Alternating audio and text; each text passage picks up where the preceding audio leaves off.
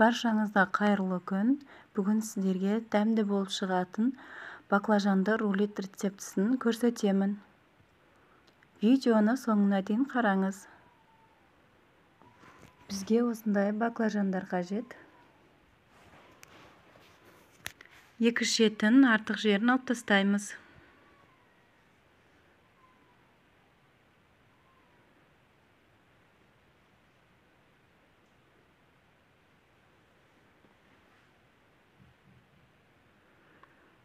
Осындай терканың көмегімен кесіп аламыз. Бірінші қабатын алып тастаймыз. Осылай ұзынша жіңішке етіп кесіп шығамыз дайындап.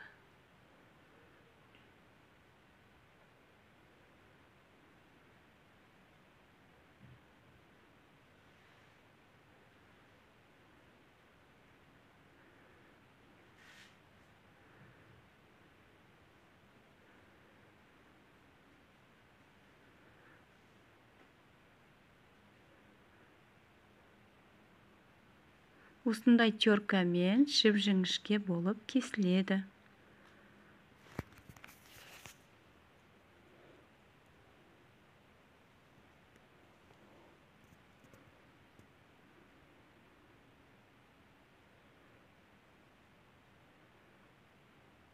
Менің арнама тіркеліп кетуді ұмытпаңыз. Сіздер үшін басқа да пайдалы рецепттер бар каналымда. Жаңа рецепттерді өткізіп алмау үшін қоңыраушаны басамыз.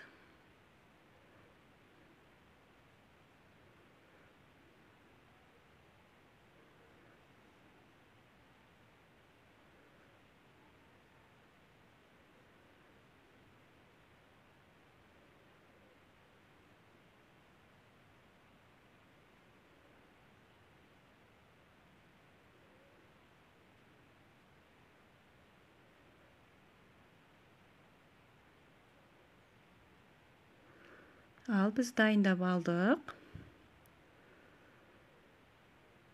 Енді үстінен салқын суымызды құямыз.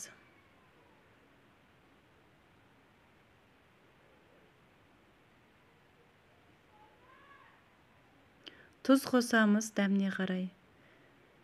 Және 15-20 минутқа қойып қоямыз. Ал енді етімізді дайындаймыз. Тартылған етке дәміне қарай тұз қосамыз және қара бұрыш қосамыз. Кішкене араластырамыз.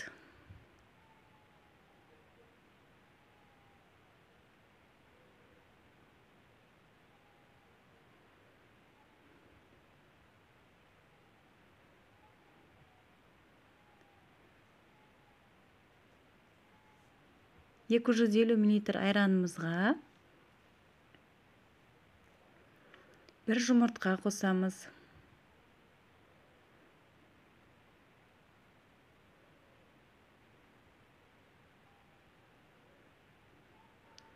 Тұз қосамыз шым-шым. Және бір ас қасық ұн қосамыз.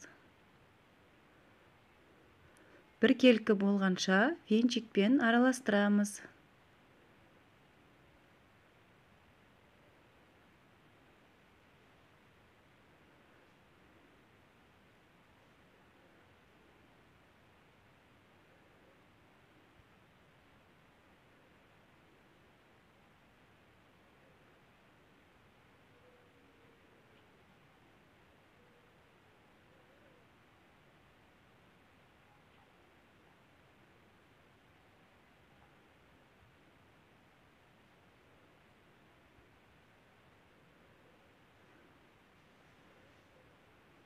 Ал енді рулеттерімізді ораймыз.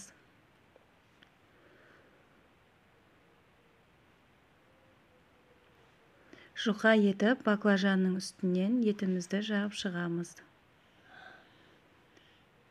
Және ораймыз.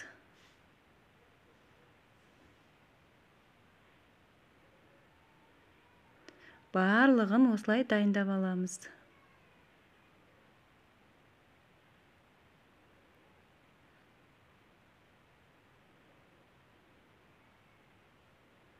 Жұқа етіп жағамыз етті.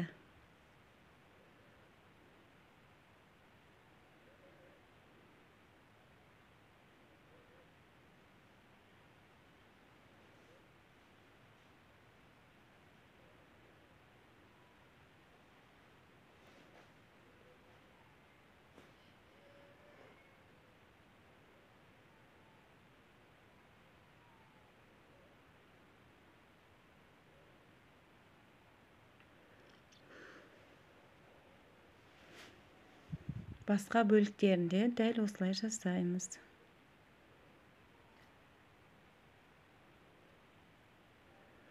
Осылай таяқшаларын қойып қоямыз, қуырған кезде ажырап кетпес үшін. Дайындап алған айранымызға батырып, қызып тұрған майымызда пісіреміз.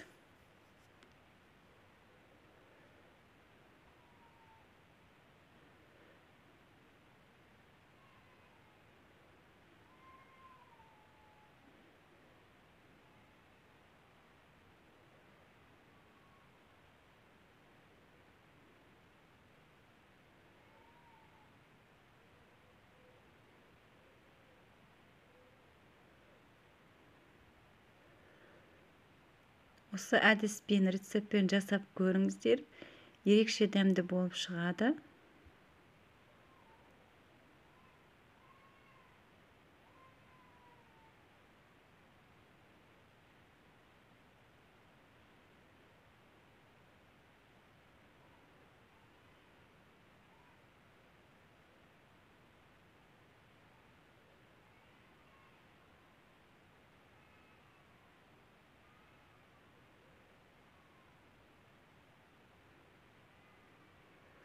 Екі бетін қызартып, пісіріп аламыз.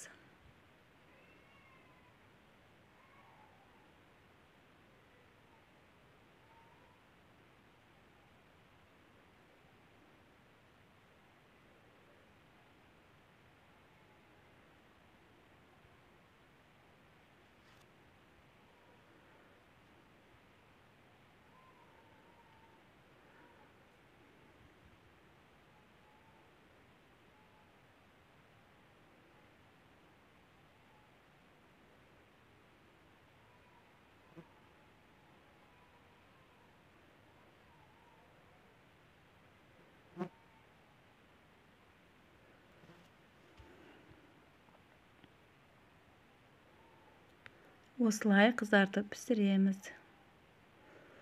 Біздің баклажанды рулеттеріміз дайын болды. Жасап көріңіздер. Ас болсын баршаңызға.